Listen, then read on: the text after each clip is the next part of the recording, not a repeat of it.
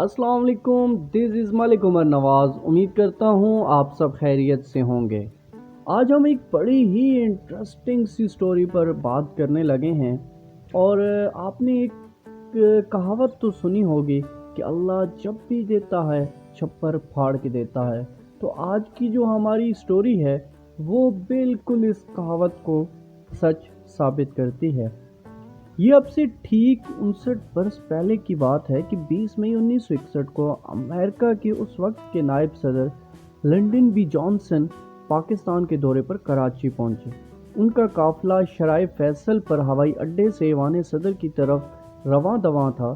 سڑک کے اطراف ان کا خیر مقدم کرنے والی عوام کا ہجوم تھا۔ جانسن نے تمام سفارتی اور حفاظتی آداب بالائے طاق رکھتے ہوئے کئی بار راستے میں روکے، اور جو لوگ ان کے استقبال کے لیے سڑک کی دونوں سائیڈوں پر کھڑے ہوئے تھے ان سے بہت ہی خوش اخلاقی کے ساتھ باتیں کی۔ جب وہ ریلوے اسٹیشن کے نزدیک پہنچے تو انہیں اچانک ایک اونٹ گاڑی نظر آئی۔ وہ پہلے قافلے کو روک کر اس گاڑی سے اترے اور حفاظتی تدابیر کا خیال کیے بغیر سیدھا اس گاڑی کے مالک کے پاس پہنچے، جس کا نام بشیر احمد تھا۔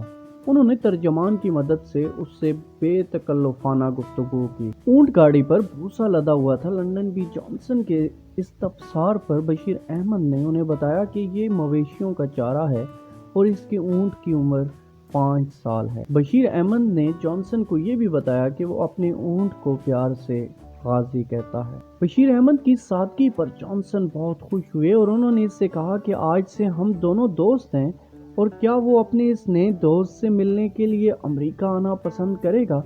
بشیر احمد نے جواب دیا، کیوں نہیں، بے شک، شکریہ۔ ان الفاظ کے علاوہ وہ کچھ اور نہ کہہ سکا۔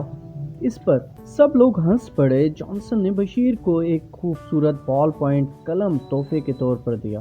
بشیر احمد امریکی نائب صدر سے اس اتفاقانہ ملاقات کو شاید بھول جاتا، مگر اگلے دن پاکستانی اخبارات میں ان کی خوبصورت تصویر چھپی ہوئی تھی۔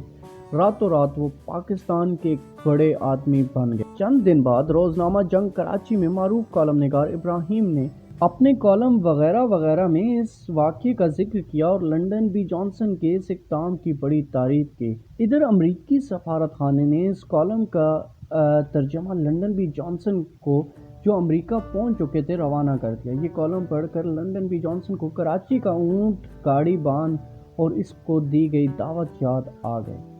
لنڈن بی جانسن نے فوری طور پر بشیر احمد کو سرکاری طور پر امریکہ آنے کی دعوت بھجوا دی، جس کے بعد اخباری نمائندوں، امریکی سفارت خان کے افراد، سیاح اور تماش بین سبھی بشیر احمد کے گھر کی، جو وہ ان کی ایک جھونپڑی تھی، کے باہر یلغار کر دی۔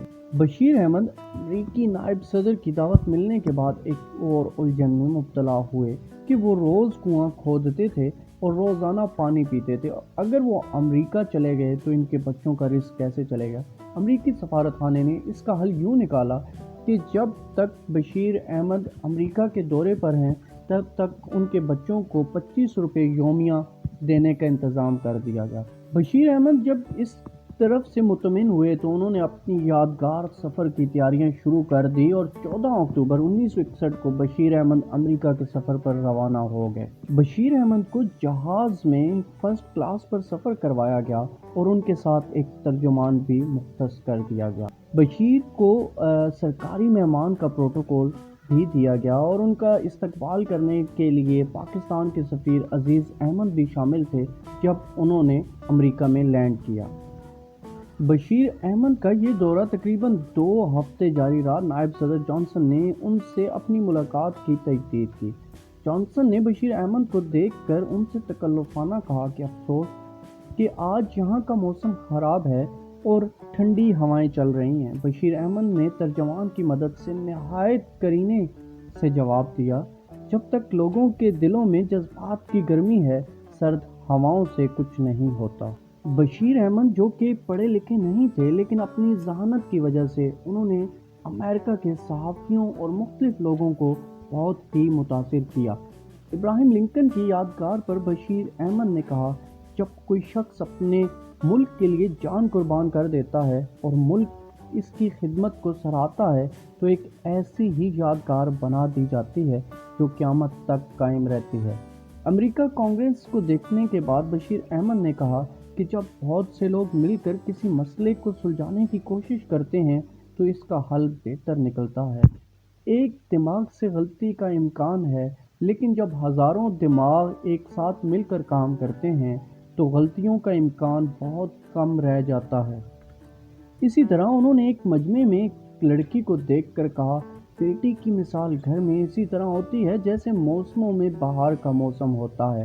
ان سے پوچھا گیا کہ اونٹ کیسا جانور ہے تو انہوں نے ہنستے ہوئے کہا، اونٹ کی مثال عورت کی طرح ہے جس کے بارے میں کچھ بھی پتہ نہیں ہوتا کہ اس کا اگلا قدم کیا ہوگا۔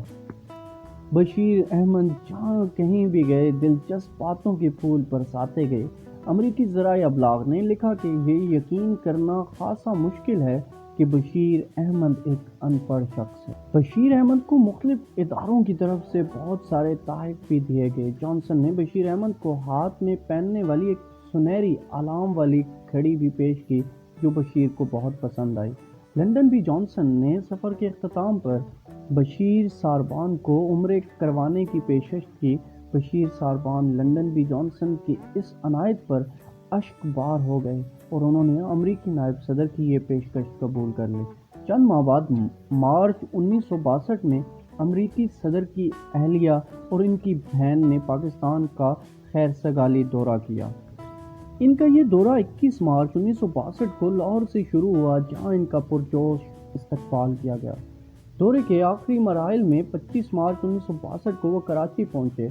اس روز انہوں نے کراچی کے ایوان صدر میں امریکہ کے نائب صدر لنڈن بی جانسن کے دوست بشیر ساربان سے ملاقات کی۔ اس موقع پر بشیر ساربان نے اپنی بیوی اور بچوں سے ان کا تعارف کرایا اور انہیں اپنی اونٹ غازی پر سیر کی دعوت دی۔ مسز کینیڈی نے یہ دعوت بڑی خوش دلی سے قبول کی اور اپنی بہن کے ساتھ ایوان صدر کے لان میں 5 منٹ تک بشیر کے اونٹ کی سواری کی۔ مسز کینیڈی اس سواری سے بہت خوش ہوئی اور انہوں نے اس اونٹ کے ساتھ کئی تصاویر بھی بنائی۔ پھر یہ سفر یوں ہی چلتا رہا اور سن 1963 میں جان ایف کینیڈی کے قتل کے بعد لنڈن بی جانسن امریکہ کے صدر بن گئے اور اس عہدے پر وہ سن 1968 تک فائز رہے۔ 22 جنوری 1971 کو جب لنڈن بی جانسن کا انتقال ہو گیا تو میڈیا کو بشیر ساربان ایک مرتبہ پھر یاد آیا۔ وہ کراچی میں امریکی قونصل خانے میں مدعو کیے گئے جہاں انہوں نے لنڈن بی جانسن کے انتقال پر رکھی گئی تعزیتی کتاب میں اپنے تاثرات رقم کیے۔ اس کے بعد پھر بشیر ساربان ایک مرتبہ غربت اور گمنامی کے اندھیروں میں گم ہو گئے اور انہیں 14 اگست 1992 کو جب ان کا انتقال ہوا تو بہت سے لوگوں کو یہ بھی یاد نہیں تھا کہ اس گمنام شخص کی خبریں اور تصاویر کبھی دنیا بھر کے اخبارات میں خطر اول کی زینت بنی۔ فی امان اللہ، اللہ حافظ۔